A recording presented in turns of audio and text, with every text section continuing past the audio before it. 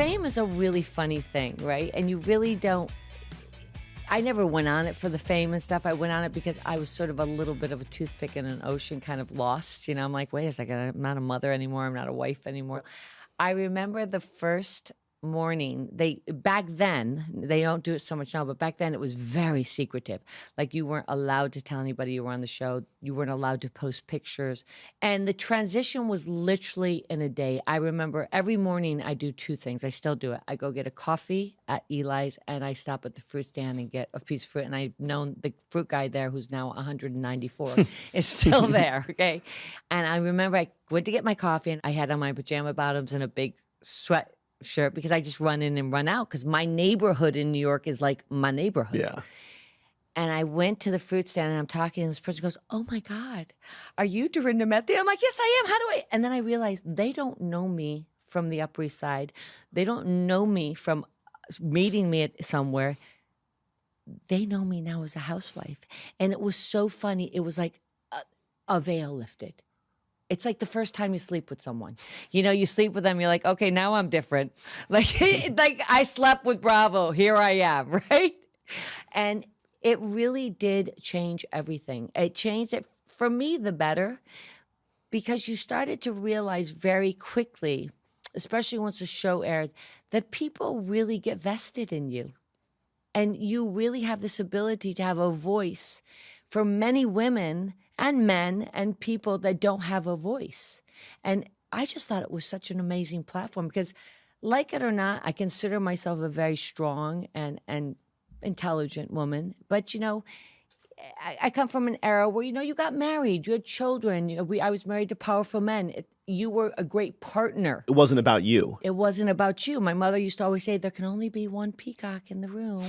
And I was like, okay, I'll let my husband be the peacock. You know, not that I couldn't have been, but that's how I transitioned from Great Barrington, Massachusetts, to going forward, working, you know, and to all of a sudden see that, you know, the power of television, it happens like this. I think the bigger question is, what is it like the first time you really get criticized and taken down?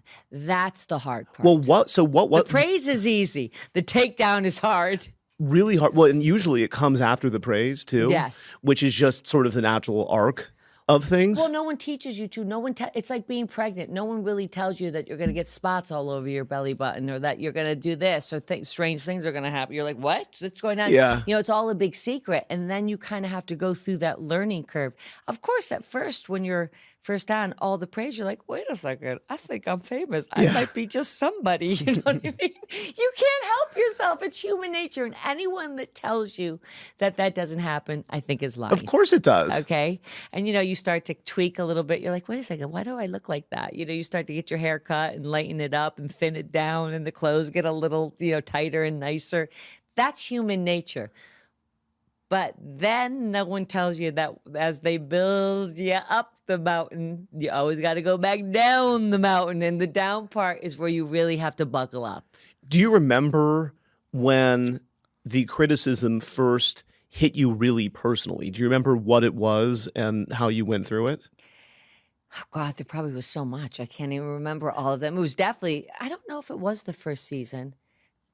I just think that people, I don't remember specifically, but I'm sure people will remember and they'll be able to count them off in droves. They'll let us know. So DM me. Yeah. It's just that I found it fascinating that people really just take everything so literally. So what it becomes a blanket for your one bad mistake becomes a blanket for your whole life. Well, the insane thing too is that on the one hand, people take it completely literally and they don't think of it as a show, and on the other hand, they say this is all fake. Yeah, it's all. Well, that's it, and it's not never fake. And I have to say that we were never scripted. We were literally the great thing about New York, and I've only filmed with Jersey because I'm a bit of a crossover with Jersey a lot.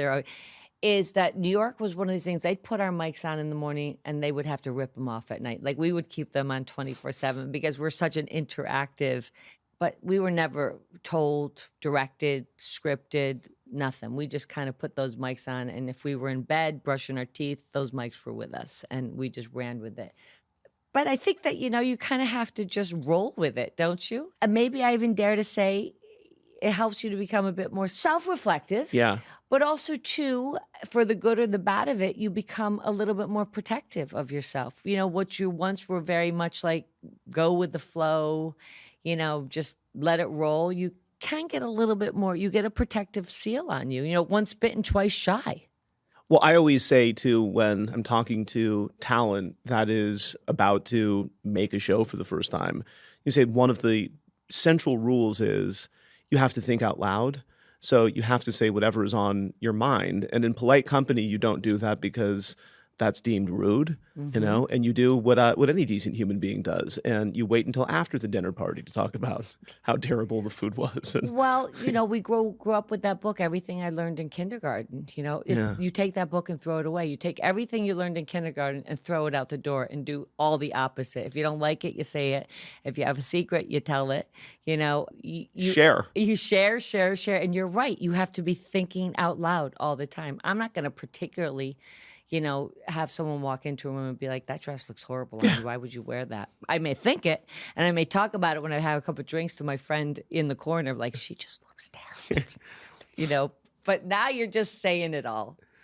But it takes, again, a certain woman to be able to, it takes a certain type of women to be able to do that with each other. I always say, Alex, when people say, what do you like in Housewives too? I say, it's like being part of the NFL. You go into spring training, you get on the field, you beat each other up, you do your best, you get off the field, you pat each other's ass, and then you have dinner together at night, and off we go to the next game. And that's what makes a good housewife. I think we've seen it in some of the franchise when they can't move forward from it. That's when not only the cast gets frustrated, but the audience gets frustrated. And I would say, too, like, you know, you take the good with the bad, but Correct. I still think that it's at its best when it's real, which sometimes means it's tough or confrontational, but everyone still can come together. And Resolution. That's right. After That's the the word. reunion, you know, go have dinner together. That's it. Or take a minute and then, Yeah. you know, remember, this is you got to think macroly.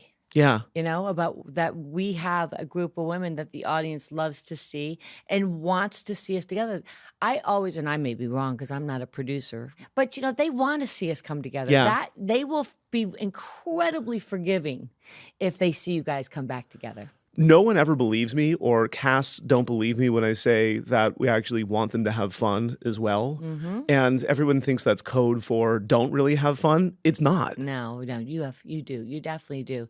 And that's why I think it was very hard for the audience when New Jersey didn't have a reunion. I think they should have had a reunion because I think it's hard when we can't see that. I say it's like this. It kind of goes up and then goes, and then that's the period on the reunion's the period on the thing. I mean, I don't know the inner workings. It's of hard it. though, because sometimes you can't even do that. It's really hard to get people in the same room. But don't you feel like it's open-ended now? Yeah. Because that thing they did at the end just took the two sides and just put them in two rooms, and then they just kind of festered with each other. Right, and rehashed, yeah. Whereas it would have been nice, but I understand that. You know, we saw it last season, I guess, so I can't say. But I do think the reunion is always a beautiful way to tie the bow up. Yeah. Yeah, I mean, I've always thought that. I've always wanted everyone to be able to move forward, and the idea genuinely of the reunion is not just to pick its scabs, but the idea is to be able to move on. And you're right, it doesn't always happen immediately, but you should be able to move forward. I never dreaded the reunions. I always thought it was, you know, because we go in 3 parts, we film it. Yeah. So then you walk away and you think, oh my God, thank God that's over. Now I can just be a normal person, right? And then it's, you know, 2-3 months later, you start to do promo and they say it. Then you get mad all over again. Right. You're like, what? That's not how, and then you kind of get through that. And then you have like a month off. And then you have, then you're in the midst of filming. And then they do the reunion halfway through filming or about halfway through. So then you're mad again. So by the 3rd time mad, you kind of like, now I'm just tired. Yeah. Like, can't we just get to next season? And at that point, you finally let it go. Yeah, you let it go. And you take your best memes and you make a great mug and you sell $100,000 worth of mugs and you keep the train moving. Exactly. Yeah, keep it moving.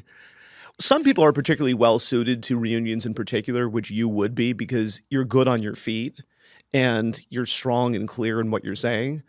So you'd probably like that day. Yeah, I think the key is you have to listen. Someone once said to me, you gotta, like, it's like when there's a huge windstorm, you can't keep fighting it. You kind of have to just stand still and keep listening to it and figure out. Because if you fight it too much, it's because it's a long game. It's a long day. People don't realize it, but it's, you're there sometimes from beginning to end, 12 hours. So I want to talk about your relationships across your show and some of the ups and downs with. Go ahead. Okay, so we'll start with Ramona. Yes. Since Ramona, I've known forever. Ramona's been a huge part of my life. Like I said, she's pretty much was the reason I came on the show. She was a big pushing factor. And then, when you go on the show, it always changes the dynamic. So we've had and we actually worked everything out after the show and ended I wasn't on the last season. So I didn't really speak to her that whole season. And then when that ended, it kind of gave us some breathing space to really realize that we missed each other. Mm-hmm. And, because it just came to me one day during COVID. I'm like, I can't let a show break our relationship. Our relationship is so much bigger than what the show is. But it's hard when you're in it. You're in it if you're a good housewife, right? And it seems all-consuming. But I still talk to Ramona all the time.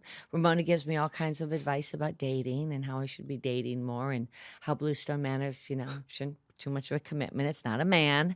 Bluestone Manor, I know you love Bluestone Manor and I love Bluestone Manor, but you really need to, it's not, you can't date Bluestone Manor. So she would like to see me dating more. I think this is your year. You're going to focus on dating. Luann and I have morning coffee chat sort of twice a week, and she's always like, "Darling, can you have a coffee?" I'm like, "Absolutely." And Sonja, not so much. I don't talk to Sonja so much, but I think Sonja doesn't really talk to a lot of us so much. Why do you think that is?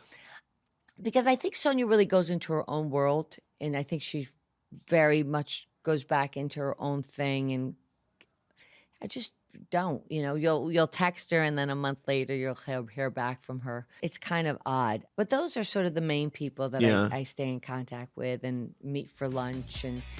But it's different now because you have to remember when we were in the thick of it even before Housewives, we all lived within 10 blocks of each other. Now our kids have grown up. Yeah. We're in and out.